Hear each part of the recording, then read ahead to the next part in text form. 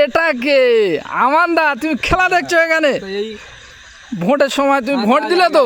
হ্যাঁ হ্যাঁ ভোট দিয়েছি। এই দেখো হালকা করে আবার যখন যখন ভোটটা দিয়ে আসে তখন হালকা করে লোক পালিয়ে মেঘে লোক পালিয়ে তা 4 তারিখই ভোট গণনা আছে, যেখানে যাচ্ছি ওই নিয়ে গবেষণা হচ্ছে। তুমি কি বলবে, সরকার কে আসবে কে?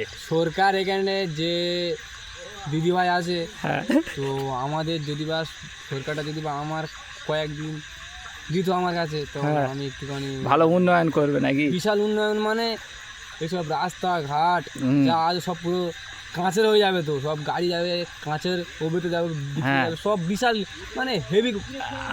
আরো কি কি উন্নয়ন করবে? তবু ঘর বাড়ি, আরে ঘর বাড়ি যে মমতা 1 লাখ ঘর দিচ্ছে, 20 করে তো, হ্যাঁ তখন ওটা আমাকে যদি আমি দিই, হ্যাঁ ওটা কত 5 লাখ করে, মানে 5 তালা ঘর, 5 তালা, সঙ্গে একটা করে লাম্বরগিনি।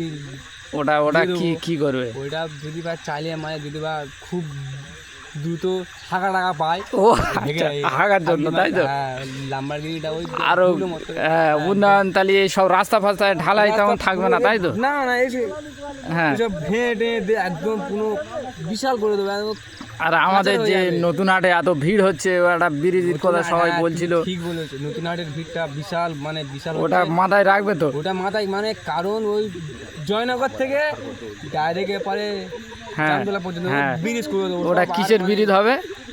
ওটা পুরো মানে কি বলে, ওই হিরো মুক্ত চারদিকে লাগানো থাকবো, বিশাল বিশাল আইটেম নাকি? মানে সরকারটা যদি না ভালো কাজ করো ফের লেগে দেবে নাকি জনগণ? এবারে যদি বা না ভালো কাজ করে লেগে তো দেবে। আর এবারে যেটা যে কটা এমএলএ মন্ত্রী আসতো, ওদেরকে যদি না আমি মতো যদি বা সব হেরে যায় এই ভোটে, আমাদের কি বলবে? এবারে আমাদের একটা পুস্তাকার আছে, পুদু পুস্তাকার, ওর কাছে সবাই কাজে বসে দেবে জোগাড়ে। এবার যদি বা মাইনে ফাইনে গন্ডগোল হয় তো 150 করে মেরে দেবো মুখে, হয়ে যাবে। চলো কি